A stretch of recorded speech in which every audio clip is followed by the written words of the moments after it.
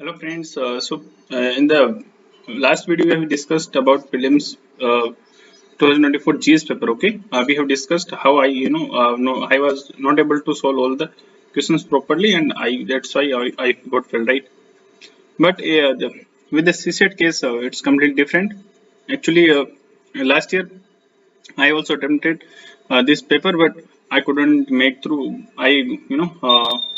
Scored only 45 marks. Okay, without any preparation, I went in the exam hall. Yeah, that's the I have to pay the price. Okay, so in this video, we are going to discuss actually how with the least effort, with the least inputs, how I maximize my output. Okay, so this is my set is the B. Okay, so you can match accordingly with your set. Okay, so let us start without wasting any time.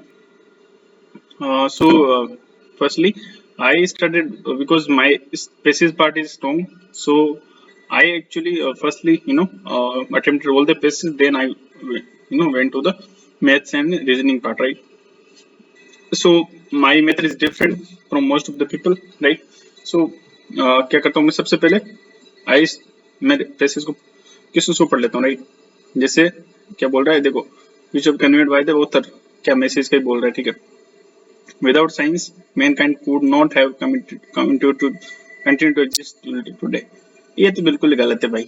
आज भी there are many tribals, like many tribals people who have no access to science, still they are, वो भी तो जी रहे हैं. Completely wrong हो जाएगा ये. It is the science that will ultimately determine the destiny of mankind. It's also incorrect completely. So without studying passage, you can be sure कि क्या होगा, नाइदर नॉर एंड वन और टू हो जाएगा. अब आप पैसेज पढ़ना भी चाहो तो पढ़ लो, कोई दिक्कत नहीं है. History of science is reality Mankind की. यहाँ पे देखो दो चीजें बता रही है जो ऑथर बोल रहे हैं कि हम साइंस को अपने हिसाब से बताते हैं. अगर फायदा हो तो उसकी तारीफ कर देते हैं, और नुकसान, जैसे यहाँ पे देखो उन्होंने हॉरर्स ऑफ द वॉर कहीं पे आ रखा है, brain horrors of the war, right? कि वॉर हो रहे तो हम साइंस को कह रहे हैं कि न्यूक्लियर वेपन्स यूज हो रहे हैं, बहुत सारे आजकल इंटरनेशनल कॉन्फ्लिक्ट हो रहे हैं. That is due to science, right? But that is not the case.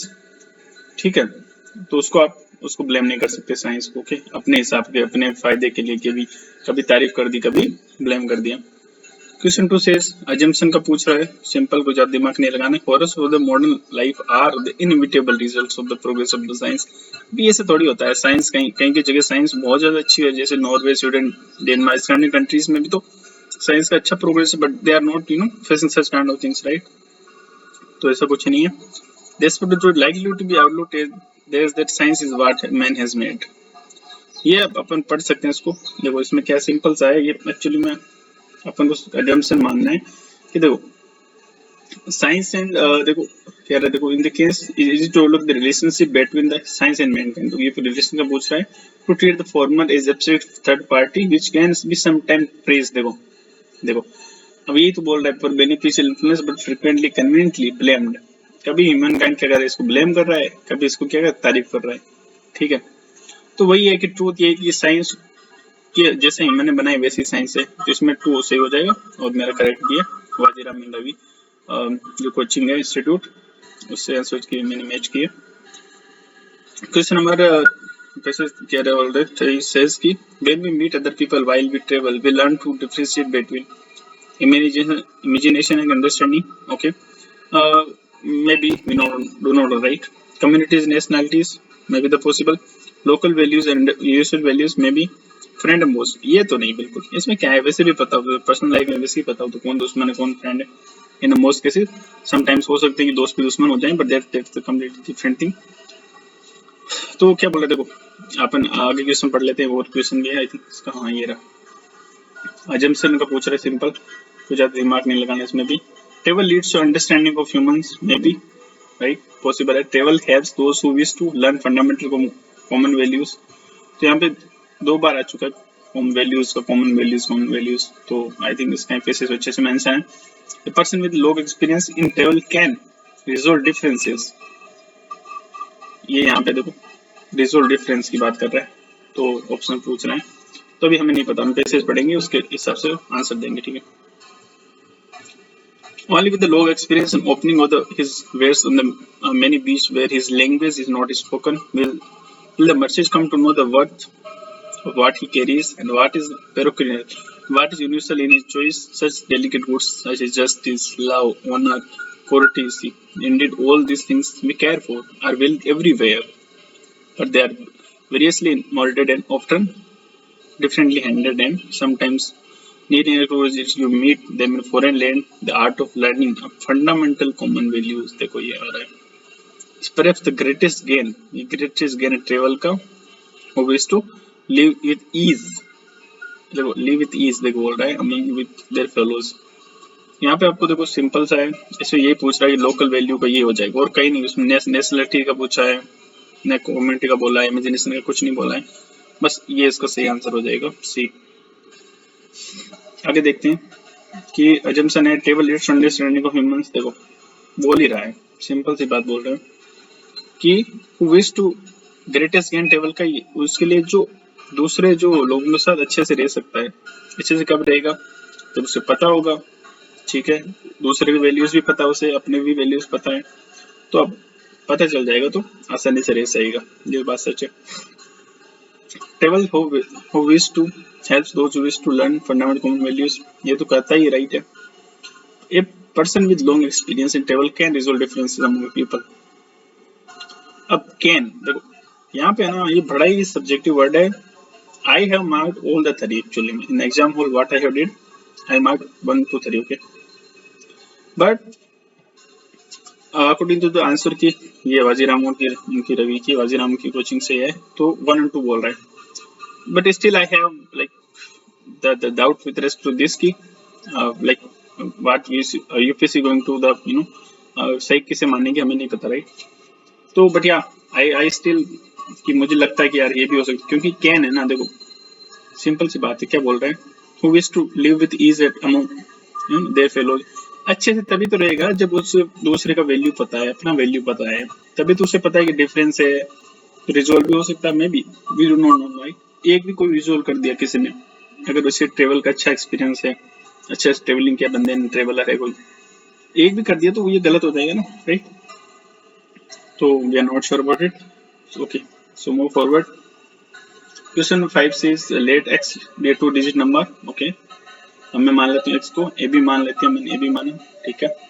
y be the another 2 digit number formed by interchanging repeats of x. तो इसको मैं y मानता हूँ, ये x हो गया, ये y हो गया, ठीक है. Interchange digits if x plus y is the greatest 2 digits number, then what is the number of possible values of x. देखो यहाँ पे मैंने सोल्व करके रखा है.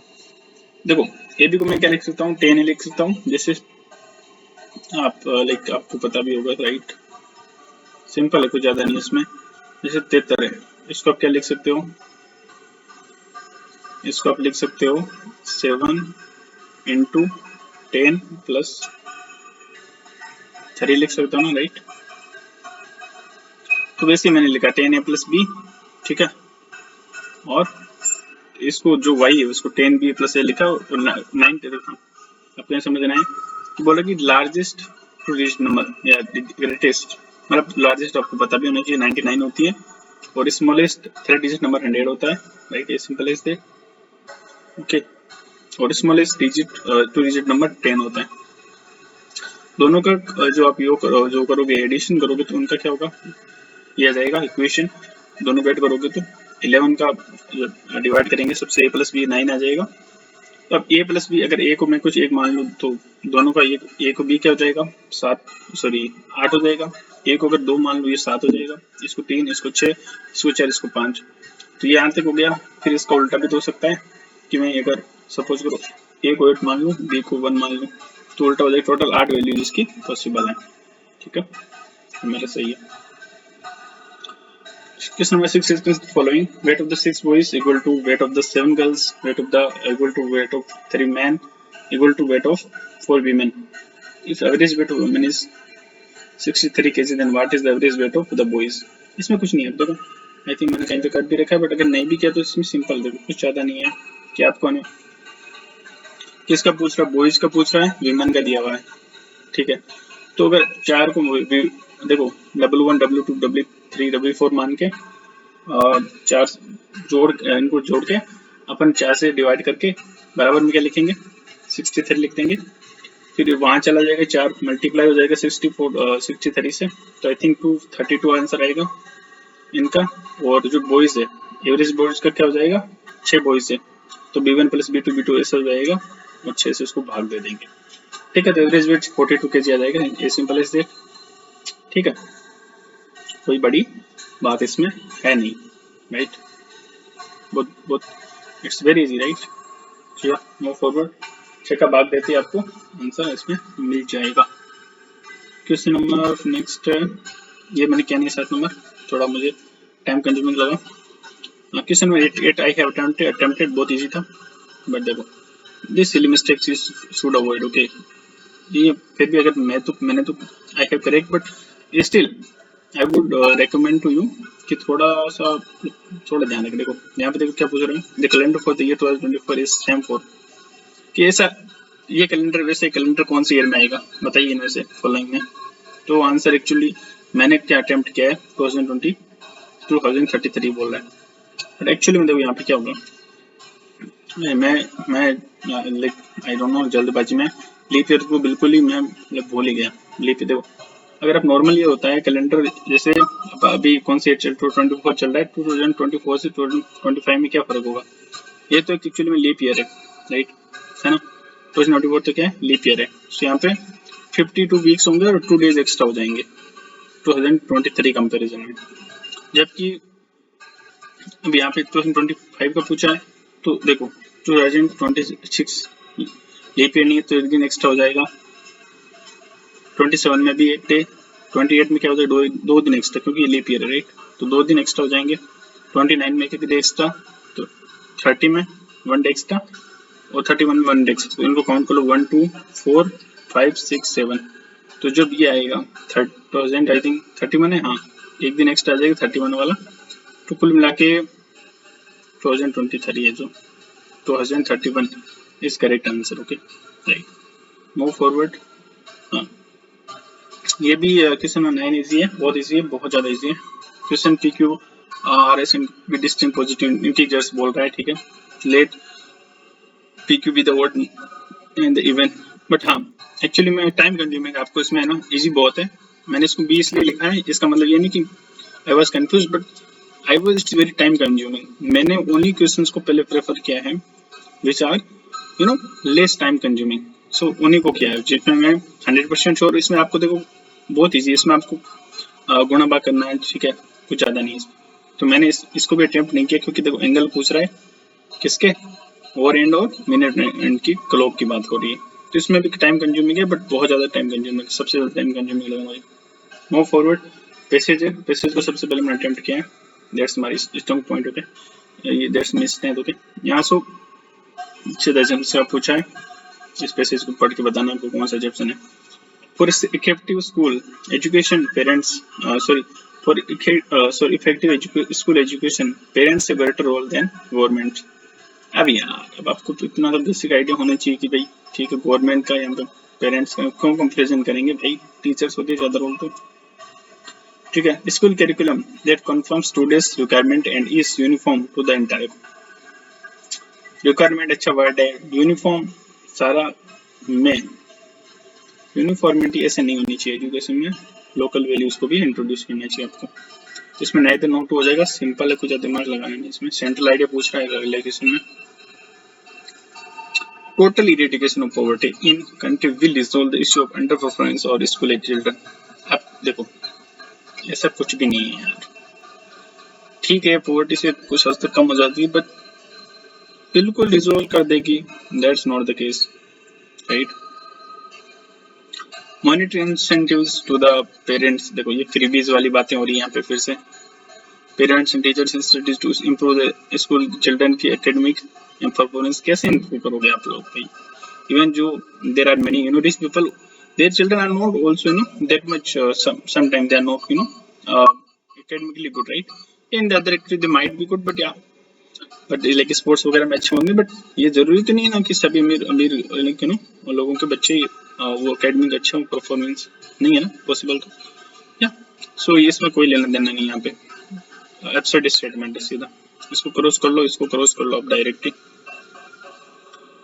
Public policy should ensure that competencies and achievement of the young people are in line with their expectation. अब देखो, हाँ, सपोज करो आप आईआईटी ग्रेजुएट हो, राइट, सीबीटी अगर आपने किया है, तो आप ऑब्वियसली आप एक्सपेक्ट करोगे ना आपको उसके लेवल की जॉब मिले।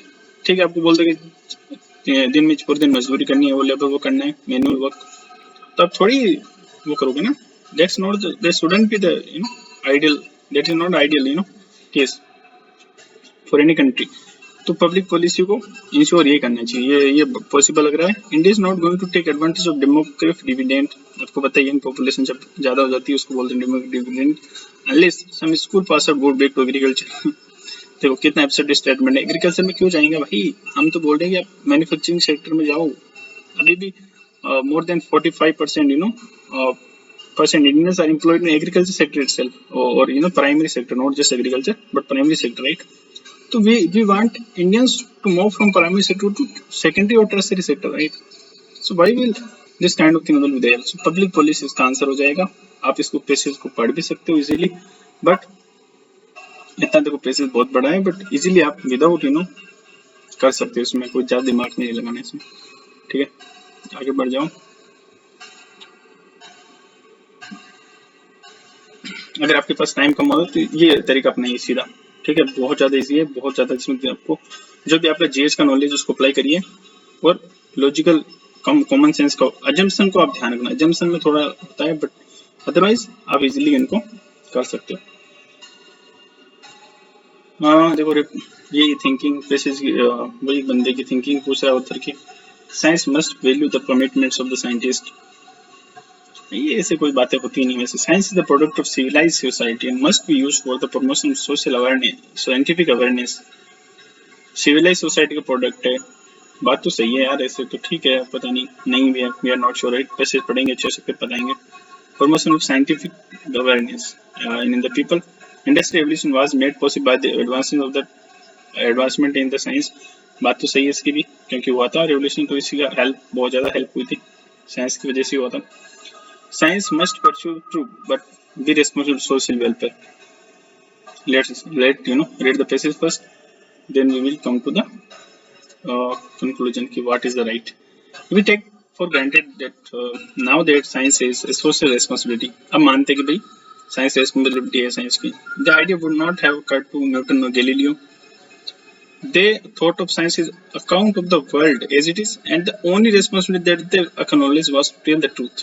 देखो उन्होंने जो भी न्यूटन ने लो दिए, गैलीलियो ने जो बताया, ठीक है, उनको ये कोई रेस्पॉन्सिबिलिटी फील नहीं, उनकी एक ही रेस्पॉन्सिबिलिटी कि उन्हें झूठ लगा, उनकी नजर में उन्हें लगा कि ये सच है।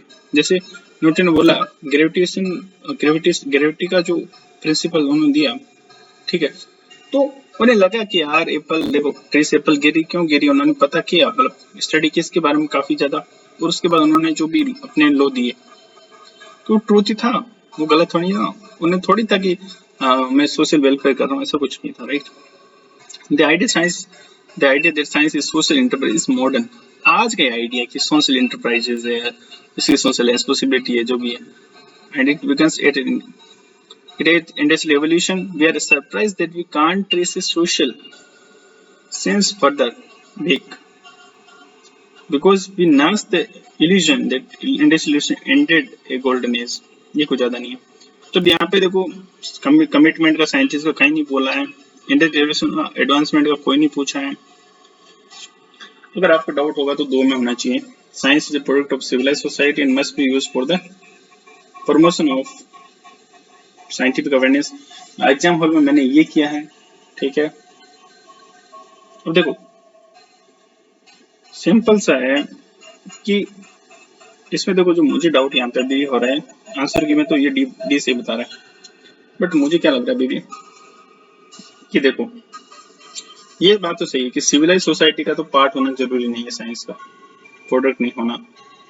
ये थोड़ा देखो प्रमोशन साइंटिफिक अवेयरनेस ये हो सकता है, देखो we don't know right, but यहाँ पे भी तो हो रहा है must pursue the truth but with respect for social welfare. आज का आइडिया है, बट वो साइंस तो पहले से ट्रूथ ही परस्यू कर रही है भाई, झूठ मूठ थोड़ी कुछ थोड़ी सी देती है, साइंस तो पहले से ही वही कर रही है, ठीक है। तो still I have doubt about it, I am not sure like what UPSC going to like कौन सा सही मानेगी, we do not know right. जब आंसर क्या है लेटर में 1 ईयर बाद पता चलेगा एग्जैक्ट में कैसे सही माना। तो इसमें 14 कंसेप्ट सीक्वेंस दे रहा है और पैटर्न का पूछ रहा है, सिंपल है, कुछ ज़्यादा नहीं है इसमें आपको, है ना। पहले तो काउंट कर लेने हैं 1 2 3 4 5, ये 20 होंगे टोटल 20 हो जाएंगे लेटर्स सारे मिला के। तो इसमें 2 पेयर बनेंगे, या तो 5 का बनेगा, 5 के 4 पेयर बनेंगे, या चार जो का पेयर का 5 ये बनेंगे, ठीक है। तो इसमें आप पुटअप करोगे, बी को करोगे, ये फर्स्ट ए को करोगे, तो इसमें आपका मतलब वो सिमिलरिटी नहीं दिखेगी, ठीक है। बट आप जैसे सी इसको पुटअप करोगे मतलब, तो जैसे आप सी को पुटअप मैंने यहाँ पे वहाँ पे किया एग्जाम में, ठीक है। तो जैसे ए इसमें पुटअप किया आपने, तो ए किया, A B C D, A double B, देखो यहाँ पे डबल बी आपको यहाँ पे क्रॉस करना है, यहाँ पे डबल ए हो जाएगा राइट, यहाँ पे डबल सी, यहाँ पे डबल डी, बस यही तो आंसर चाहिए अपने को, यहाँ पे सीक्वेंस मैच कर रहे हैं। तो देखो यहाँ पे ये क्वेश्चन दो it's very easy but it is very time consuming, so I just skipped in first saturation, okay right। इसमें भी easy है but I skipped this, ठीक है, because of थोड़ी यार टाइम कंज्यूमिंग, थोड़ा कंफ्यूजन था, हाँ ये भी मुझे टाइम कंज्यूमिंग मिला। so ये भी है easy but I have attempted, tried to attempt but I don't know, I couldn't get the answer correct, okay yeah, move forward, कैसे कैसे चलते हैं। वही लॉजिकल का पूछ रहा है, रेशनल इंफरेंस का पूछ रहा है, मैसेज वगैरह भी है। Curriculum of the urban planning, urban planning courses should have diverse interdisciplinary approach. अगर आपने जीएस पढ़ा है तो आपको पता होना चाहिए, अगर ये वर्ड आप इवन आंसर राइटिंग में यूज करोगे ना तो भी आपको 1-2 एक्स्ट्रा मार्क्स मिल ही जाएंगे, ठीक है। ये बिल्कुल सही है, मतलब पॉसिबल है, we are not sure right. In India city administration is under bureaucracy which lacks formal training. अरे यार फॉर्मल ट्रेनिंग तो नहीं है बिल्कुल, ये तो गलत बात है, अच्छी खासी ट्रेनिंग मिलती है बट उनकी विल पावर ऐसी है, या उनका मन नहीं करने का, वो अलग बात है, बट ठीक है ट्रेनिंग अच्छी खासी मिलती है उनको। In India the management of the urban areas in local affairs with the chronic problem in sufficient. देखो यहाँ ये पॉसिबल हो सकता है, क्योंकि देखो अब हम लक्ष्मीकांत वगैरह और जो जे स्टूडेंट पढ़ते हैं कि लोकल जो गवर्नमेंट होती है उनकी सबसे बड़ा प्रॉब्लम यही तो है, फंड्स की बहुत कमी है, devolution of the funds, syllabus का मेंशन भी कर रखा है टू द लोकल बॉडीज, वो बहुत बड़ी प्रॉब्लम है, ठीक है। 3F है ना, 3 फंक्शनरीज फंड्स, ऐसे functions with high density of population and widespread poverty in our urban areas, plan development is very difficult। देखो पॉवर्टी तो ठीक है, मतलब इतनी भी नहीं है, होगी तो, बट बोल क्या रहा है, पॉपुलेशन ज्यादा है। अब यार जैसे टोक्यो वगैरह शहर है या अदर पेरिस वगैरह, वहां पे तो पॉपुलेशन बहुत ज्यादा है, ऐसा तो नहीं कि पॉपुलेशन ही है। तो इंडिया में से तो है नहीं, कुछ अलग चीज है, वो चाइना भी तो है राइट, तो वो भी तो शहर बनाएंगे अच्छे से। तो अपन पढ़ते हैं, पता नहीं अपने को, लेट्स सी। ये तो मुझे गलत ही लग रहा है बिना पढ़े भी, ठीक है, let's see. Based on the above cases, the following assumption: India needs a new generation of urban professionals with knowledge related to modern urban practice। ये हो सकता है, पॉसिबल है। Indian university at present have no capacity. जब ऐसे word होता है ना, नो, कैन, कांट बी, उसको आप सीधा ही बिना पढ़े गलत कर देना है। तो इसमें आपको देखो, आपको यह तो लगता है ए सही हो सकता है, ए ऑप्शन, या डी सही होगा, इनमें से 2 होगा राइट। तो मैंने अभी प्रोफेसर पढ़ते हैं, चलो जल्दी से। Today we consider cities in New York, London, Paris, अच्छी cities है, iconic cities है वर्ल्ड की, because plans carrying a heavy system approach were imposed on their prescribed approach किया गया था। Backdog on system theory is the process of translating social, spatial, cultural desirables into mathematical models using computing studies, optimization, algorithmic way, formulating, solving problems. The early university in the West, ठीक है, which began to train professionals, यहाँ पे देखो कि काम होने वाला planning experts, some of the most indigenous planners देखो, were expert in their domains, okay, was various subjects were absorbed into the planning curriculum की बात हो रही है, ठीक है। और they had the roots in social sciences, geography, architecture, planning in India and education is different from West। तो अभी देखो ये बहुत अच्छी बात बोल रहा है, देखो यहाँ पे फंड का कहीं पे भी नहीं बोला है, ना पॉवर्टी पॉपुलेशन का बोला है, बस एक चीज उन्होंने जरूर बोला है कि करिकुलम अनुबंध पढ़ाने का ऐसा होना चाहिए, डाइवर्स और इंटरप्लेनरी होना चाहिए। तो ये बिल्कुल सही हो जाएगा। और यहाँ पे देखो बोला भी है, देखो अगर आपको India needs new generation urban, assumption है कि भाई इस पे क्या कर सकते, क्योंकि देखो बोल रहा है इंडिया की जो जो एजुकेशन है और जो प्लानिंग है वो क्या है, बेस्ट अलग कर रहे हैं, काफी अलग है। बट जो न्यूयॉर्क, लंदन, पेरिस वगैरह सिटीज हैं, आइकॉनिक सिटीज हैं, वो इतने डेवलप, इतने आइकॉनिक क्यों आए? क्योंकि उन्होंने प्रोफेशनल को ट्रेन अच्छे किया ना। Most indigenous planners were experts in that domains. तो इंडिया में भी इस चीजों की कमी है, तो इसमें ये सही हो जाएगा, तो ए सही हो जाएगा, ठीक है।